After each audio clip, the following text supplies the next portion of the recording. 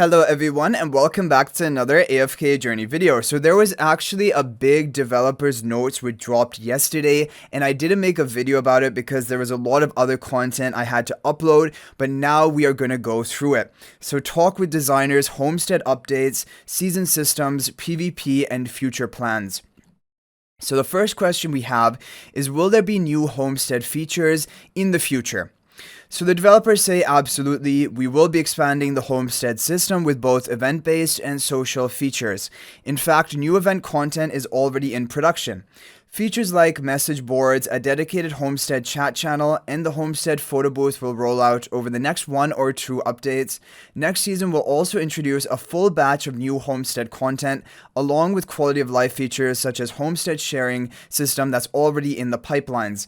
Since the Homestead system went live, we've received lots of players' feedback, especially requests for a crop stealing feature. So this would make it like Clash of Clans, basically. And I think most likely they're not going to go down this direction, because I think the majority opinion of players is that they like it being kind of like a do-it-yourself game mode where you can progress at your own pace. There's not really any competitive elements to it. I think that is what the overall sentiment is, and people like it for that reason. So even though personally I think this would make it a bit more interesting for me, maybe, I can see why they probably are not going to do this. We'll be discussing this internally and aim to deliver something that players will enjoy as soon as possible. Overall, the Homestead system will focus on do-it-yourself customization with fun and social interaction at the core of our design philosophy. We'll keep listening to your feedback, improving the Homestead system, and adding more Homestead-related events over time. So there's a lot to go through in this video, but I briefly want to talk about Homestead. I do think overall they did a really good job with this game mode. It is fun. It is nice to feel that mode of like progression every day as your homestead can level up, and you can level up your buildings, increase your production. And I really do like it. Now, as for how much content there currently is available, currently there is around about 25 days of content. This is what the customer support said if you're playing daily. And then you're going to make it to level 10 of the Divine Shard, which is basically the cap for right now. However, they do say that next season will introduce a full batch of new Homestead content. So we can look forward to probably more progression in the upcoming season, probably even with more rewards attached to it as well. So the next question is, the phase structure this season has had mixed feedback and AFK challenge feels like too much of a grind. Will that change?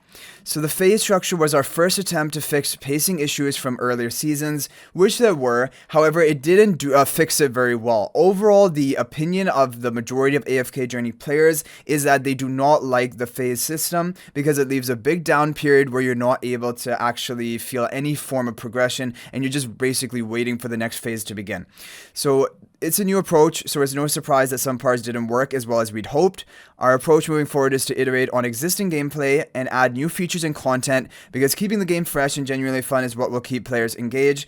I definitely agree with this. I think definitely adding new content, either new gameplay, new features, is important, but also mixing it up. I think just the faction talents, how they're different every season, has massively changed like which heroes are meta in different game modes, and I think that is something that I really like about AFK Journey, because if things are not changed up frequently enough, things end up getting stale, and I think they are doing a pretty good job about this, and I'm glad that they're also trying to push it even further and try to keep making things more and more basically refreshing and new.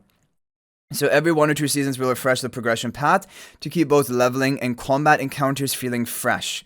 Over the coming seasons, we will test and iterate new gameplay modes to ensure they're fun to play. We'll talk more about this later. We'll keep an eye on whether players are progressing through the season at the pace we expect, and we'll adjust based on feedback. For example, in Phase 3 of the season, we made optimizations to reduce the grind. They definitely did. And you would have noticed this in your AFK stages, Legend Trials. Legend Trials, like, I'm already, like, for the almost this whole week, I've already gone to floor 200 of most of the different Legend Trials. And then AFK stages, I hit 900 probably like 3 days ago, and I didn't even push that hard. There were people who hit it even before that. Like, I mean, not 900, I mean 2700, which is basically 900 of the regular stages, and I'm already in infinite stages and pushing hard in that as well. And so they made the stages easier, and I'm happy about that, and I think this is important.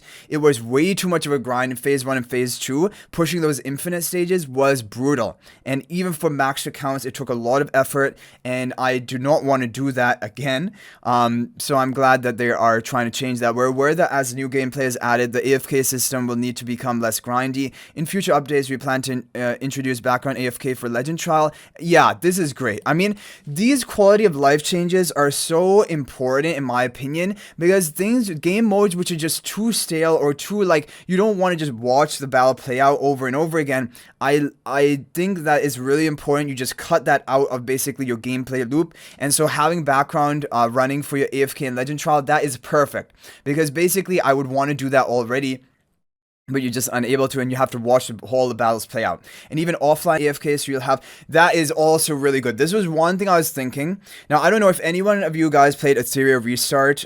Maybe you'll be able to like resonate with what I'm saying. But in that game mode, basically you can run like your auto 10 battles of a dungeon, and then you can just exit the game, actually leave the game, quit out of the game, and come back in, and it will record your 10 results and give you the rewards after like that amount of time has basically passed. So if you could do that for AFK stages, like, set up an auto progress AFK stage, log off, actually exit out of the game, and you can keep progressing offline, and then you can see how far you made it when you log back in. I think that would be amazing, and I think that would be a really good quality of life feature, which I hope this is what they're implying by this. So you have more free time to enjoy new gameplay. At the same time, if the overall pacing works well, we intend to keep going in that direction, put more effort into designing new modes. I think this is really, really important, and this is why I like AFK Journey. They do try to prioritize quality of life. They don't want to waste your time on game modes which are just too repetitive. You've already done it. Like, generally speaking, of course, we've had like the Sunlit Showdown event, which was a bad example, like basically bad overall outcome. And now even the Merchant Caravan, I got really tired of it pretty quickly. However, generally speaking, you can get all of your rewards without like, doing too much repetitive stuff. So such as the recently launched simulation gameplay, we believe this will provide players with a better experience than frequently changing the season rules. I definitely think, yeah, quality of life is really important. Okay, another question. A lot of heroes still aren't viable or get much use even after reaching Enhanced Force level 2. What do you plan to do about that? Yeah, like the heroes which are already with their Enhanced Force upgrade, like, which are also still bad. What's an example of that? Valen has a Supreme Plus skill upgrade, right?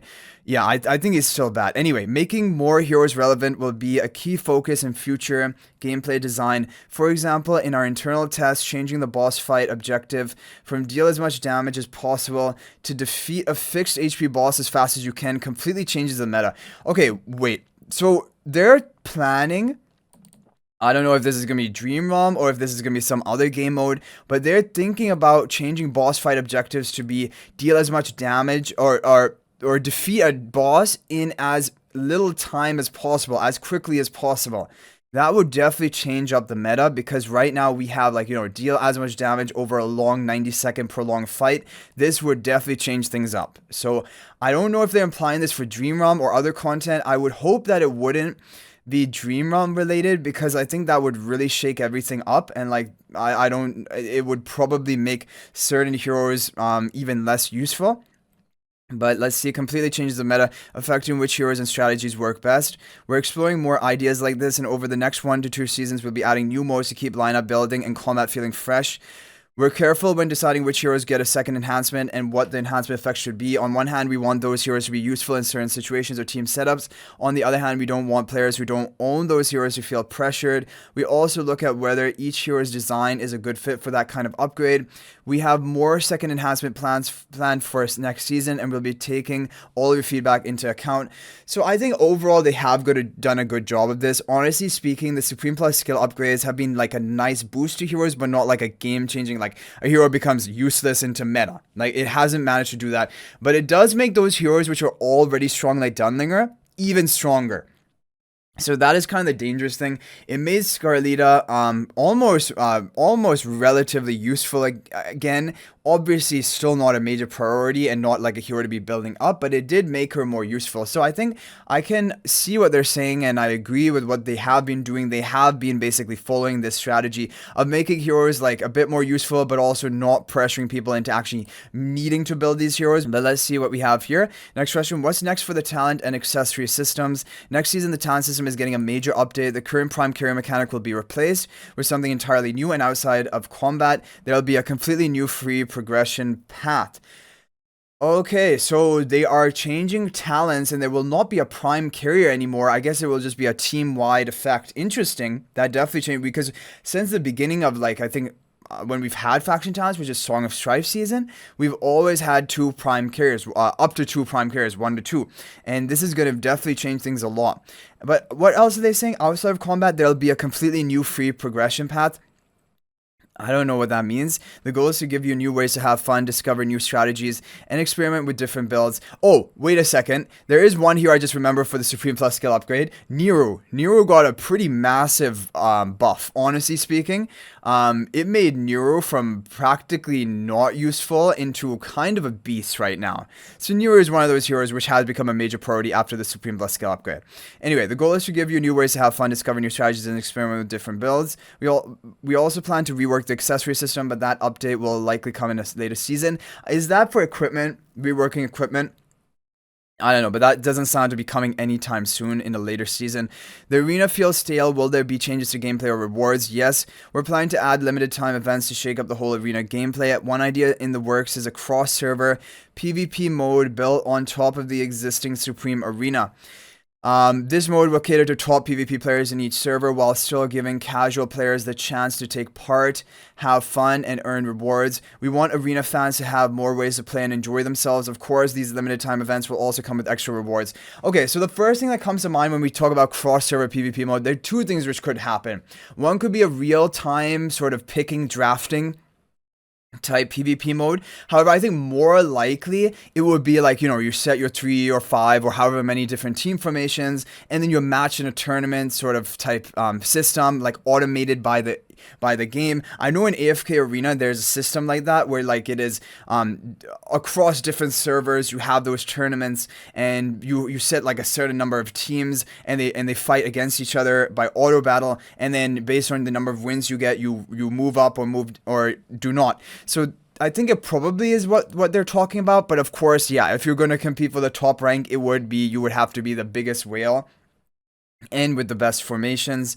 So it would of course be a heavy pay to win mode, but then also everyone can take part and get some rewards. Could we get a sparring mode for the regular arena?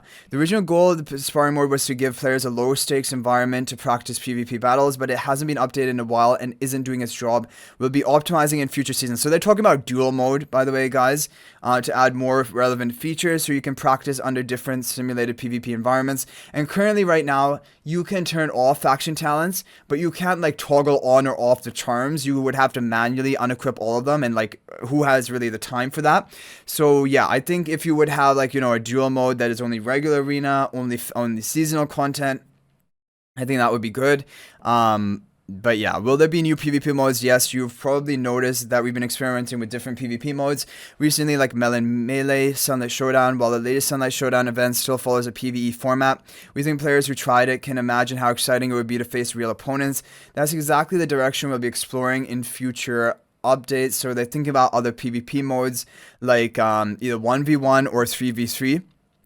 Will server transfers be possible? Okay, so this is something which may be controversial now because we were told in the past that server transfers were in the works and actually pretty close to actually being released. However, at that point in time, basically there was a lot of feedback from the community, and even I was asked for my own feedback, and I thought just balancing server transfers would be so incredibly challenging. I don't understand how you would properly balance it because like honestly, I don't understand how you would make it like work in a way that it would also be fair and not like compromise on your rewards and in your ranking. So let's see what they've said. We've been thinking about a server transfer system for a long time. In our initial plan, we designed several safeguards to protect each server's ecosystem. These include but aren't limited to limiting the power of transferred players and restricting which servers they can move to. This helps prevent high-level players from disrupting server rankings. Also, after transferring in, a player won't take up a ranking reward slot for a set period of time, though they can still earn the rewards themselves, similar to a tied ranking system. Even with those safeguards, there were still bigger challenges like the risk of more servers becoming inactive or upsetting the balance between guilds. Yeah, because like there would be those mega guilds, like a guild that will just recruit all the top players from all the different servers, which would be hard to fully prevent. Because of these concerns, we decided to discontinue the project in the final stages. So basically, it is cancelled. No server transfers are going to be coming to AFK Journey. Instead of adding a server transfer system, we want to fix the root problem. When a server's population drops, guilds can't recruit enough members and active players struggle to find the right guild. Most of our social features already work across servers, so the real limitation is with guilds. Our solution is to introduce cross-server guilds with safeguard rules, so core systems like personal rankings remain unaffected, while letting players team up and socialize freely across servers. This still comes with some challenges, but they're far easier to handle than single-player server transfers. So basically, the way that they're going to solve the problem is they're not going to have you able to transfer a different server. However, they're going to try to have cross-server guilds with some limitations. So this is also fair enough because basically you will still be able to play with your friends, not on the same server or district, maybe, but you would be able to play with them in the same guild, depending on what these limitations are. So I do think this actually does solve most of the problems in a more neater way, like to have just a cross-server guild rather than server transfers. So I think that would fix it. But again, I want to know what are these limitations going to be so that we know it all entirely. Another question, when will the next crossover event happen and which characters will be featured? Now, I'm just going to guess. I don't think it's happening this season. I think it's happening in the next season.